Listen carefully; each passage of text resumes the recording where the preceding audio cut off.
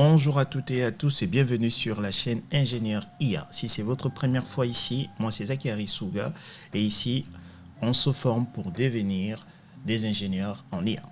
Je vous montre en fait mon parcours, les différentes compétences que je dois absolument maîtriser pour devenir un excellent ingénieur en IA. IA ici fait référence au machine learning, au deep learning et à la data science. Donc, si les thématiques abordées vous parlent, vous vous abonnez, vous cliquez sur la cloche de notification et on fait le parcours ensemble. En fait, je vous montre mon parcours de A à Z, les différentes compétences qu'il faut absolument maîtriser. Et chaque compétence fait l'objet d'une playlist sur la chaîne. Donc, dans la précédente vidéo, nous avons parlé des branches. Dans cette vidéo, nous allons continuer de parler des branches et on va voir comment créer des branches.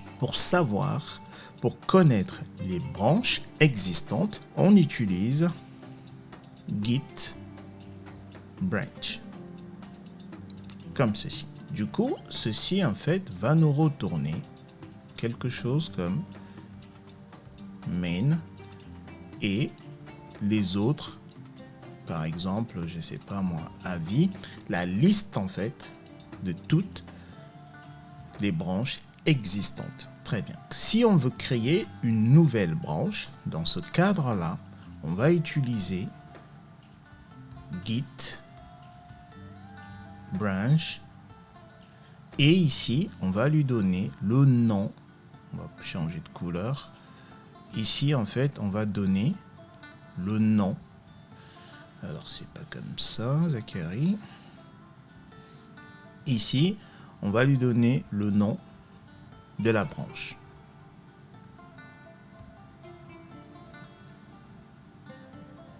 Ok, très bien. Dans la précédente vidéo, je vous ai dit que lorsque en fait on crée une branche, on fait une copie de notre dépôt. Du coup, notre branche aura exactement le même nombre de fichiers présents dans notre dépôt. Donc, pourquoi est-ce qu'on crée une branche ? On crée une branche parce que on souhaite, par exemple, corriger des bugs, on souhaite, par exemple, travailler sur une nouvelle fonctionnalité et en fait, on veut également que pendant que on travaille sur la correction de bugs ou le développement d'une nouvelle fonctionnalité, que le tronc commun, notre dépôt, ne soit pas bloqué en fait, en attendant la fin de l'évolution. Donc, c'est la raison pour laquelle on crée des branches. Mais une fois qu'on a créé notre branche, si on venait à modifier, par exemple, un fichier, à rajouter un nouveau fichier, à développer des nouvelles fonctionnalités, comment en fait fait-on pour ajouter ces fichiers-là, pour committer? En fait, on va faire exactement la même chose que ce qu'on a fait lorsqu'on a créé notre dépôt. Alors, supposons ce qu'on va faire. On va le voir après. On va créer une branche. Du coup, on va faire ceci. Git branch. Et on va appeler notre branche, on va dire fonction. On va l'appeler comme ça. Fonction. Ok. Une fois notre branche créée, qu'est-ce qu'on va faire? On va modifier le README, le fichier README. Donc, une fois qu'on va le modifier, on va utiliser Vim et dans le fichier README, donc on va faire ceci, README, ok, je pense que c'est bon. Du coup, on va rajouter un texte, on va rajouter du texte dans notre fichier. On va l'enregistrer. Une fois qu'on aura modifié, du coup, ce qu'on va faire, c'est on va utiliser du coup la fonction, enfin la ligne de commande git add -a pour tout rajouter et du coup on va suivre en fait notre fichier read. Par la suite on va committer, donc on va faire git commit -m et on lui donnera un message. On va mettre msg pour message, je monte un tout petit peu, ok. Maintenant, la question qui va se poser, c'est comment est-ce que on va faire pour fusionner ici les modifications qu'on va apporter dans ce fichier-là, dans notre tronc commun. Cette fusion-là, on va voir ça dans la prochaine vidéo. Dans cette vidéo, on va simplement créer une branche, modifier notre fichier README, l'ajouter pour le suivi et committer et le committer. Et dans la prochaine vidéo, on va voir comment fusionner le tout. Donc là, je vais me rendre donc, du coup dans mon terminal. Donc on y est. Ici, comme vous le voyez, je suis bien sur la branche master, donc main en fait. Du coup, je vous ai dit que pour connaître la liste des branches existantes, on fait git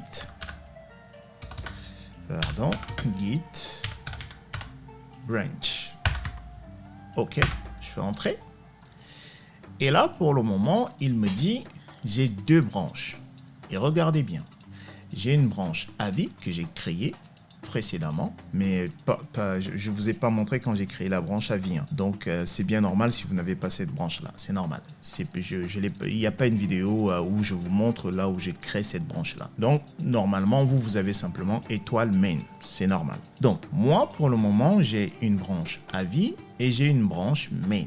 Et ici, comme vous pouvez le voir, la branche AVI a une couleur blanche et la branche main a une couleur verte avec un petit étoile ici. En fait, le petit étoile et la couleur verte nous signalent simplement que je suis dans la branche principale, donc mon dépôt. Ok. Du coup, je vous ai dit qu'en fait, pour créer une branche, on fait git de la nouvelle branche. Donc du coup, ici, on a dit qu'on allait créer une branche qu'on appelle fonction. Donc on fait git branch function. Ok, on fait entrer. Du coup, si je fais à nouveau git branch, je fais entrer, vous voyez, maintenant on a trois branches. Notre fonction, la branche fonction, elle est là. Ok. Du coup, il va falloir que on bascule. On veut se placer ici. Mais avant de faire ça, regardez, si je fais ls, je suis toujours au niveau de la branche main principale. Vous voyez ici, on a toujours le main qui est là. Hein, et dedans, on a l'ensemble de ces fichiers-là et ce répertoire-là. Donc là, on va switcher de branche. Pour switcher de branche, en fait, on fait git checkout comme ceci. Et on lui donne le nom de la branche sur laquelle on souhaite se positionner. Donc ici, ça va être fonction. OK? Donc c'est git checkout fonction, nom de la branche. Entrée. OK? Et regardez. On avait main avant, maintenant on a fonction.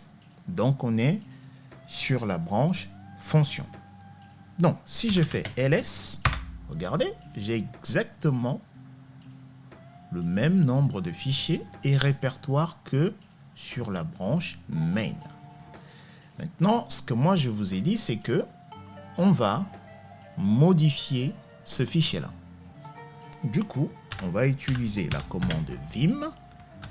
Le nom, alors j'ai les mal écrit, c'est read. OK. Et là, on est dedans notre fichier. Donc ici, on va appuyer sur la touche I pour passer en mode insertion. Vous le voyez ici. Là, on est en mode insertion. Du coup, on peut écrire du coup.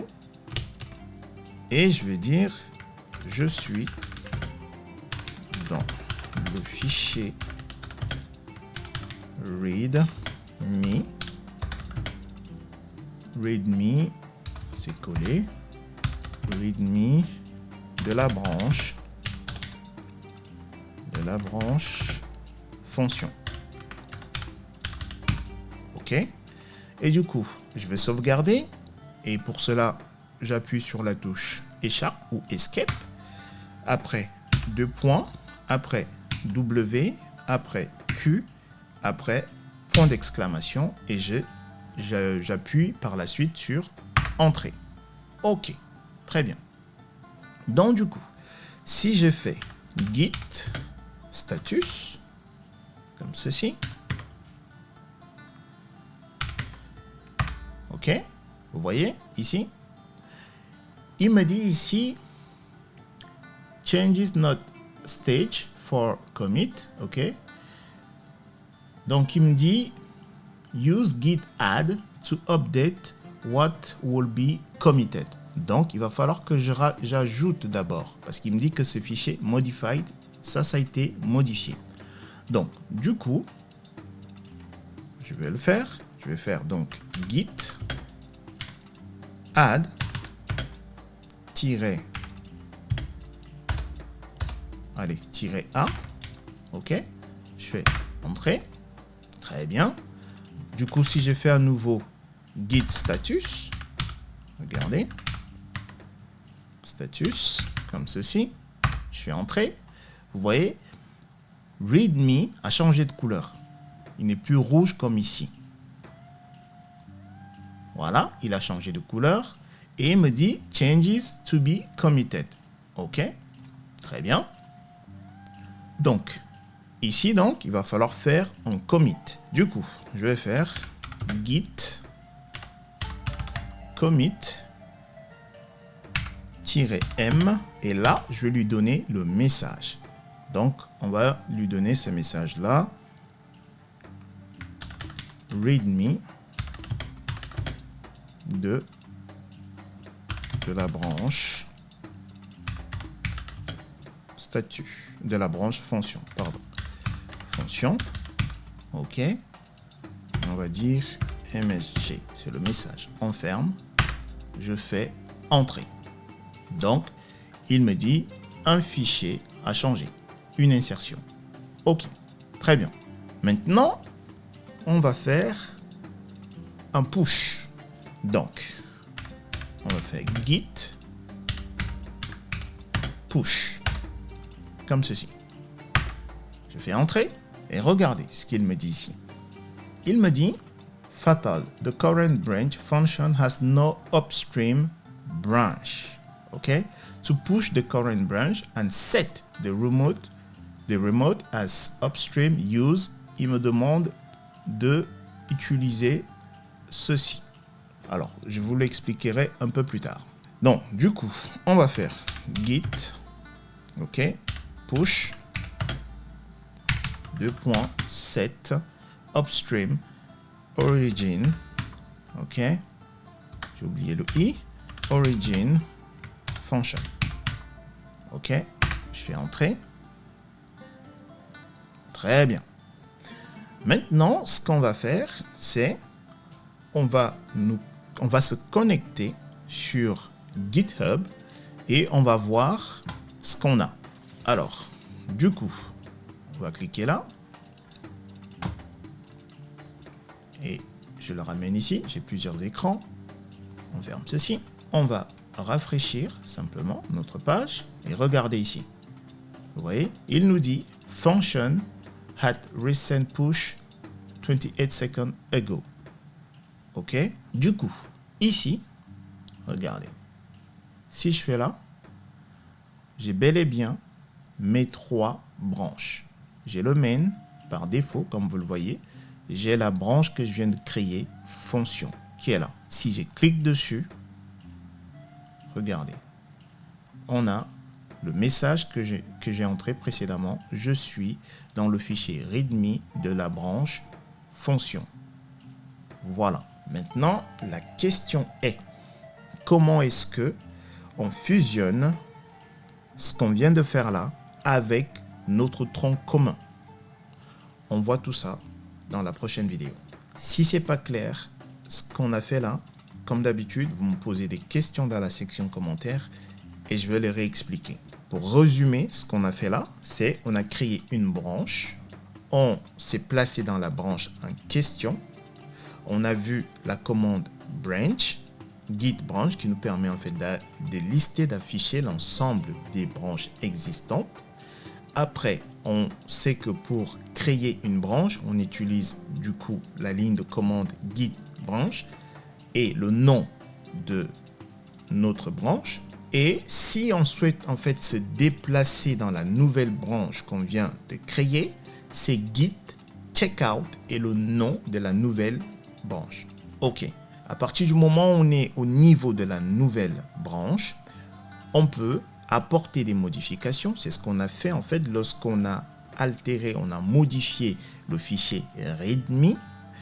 Une fois qu'on a apporté des nouvelles fonctionnalités, modifier un fichier, on doit premièrement l'ajouter, raison pour laquelle on a fait git add, et après on doit le committer, raison pour laquelle on a fait git commit, et on va lui donner un message lorsqu'on fait le commit, et après on doit envoyer en utilisant le git push. Très bien. Donc à partir de là, si on vient dans Git, on a cette information-là. OK? Et ici, on voit l'ensemble de nos branches et on voit en fait tout ce qu'on a fait. Maintenant, comme je vous le disais, dans la prochaine vidéo, on voit ensemble comment fusionner notre branche avec notre tronc commun. Voilà. Si vous avez des questions, vous avez la section commentaires, vous me posez des questions et je répondrai. Portez-vous bien et je vous dis à bientôt. Peace.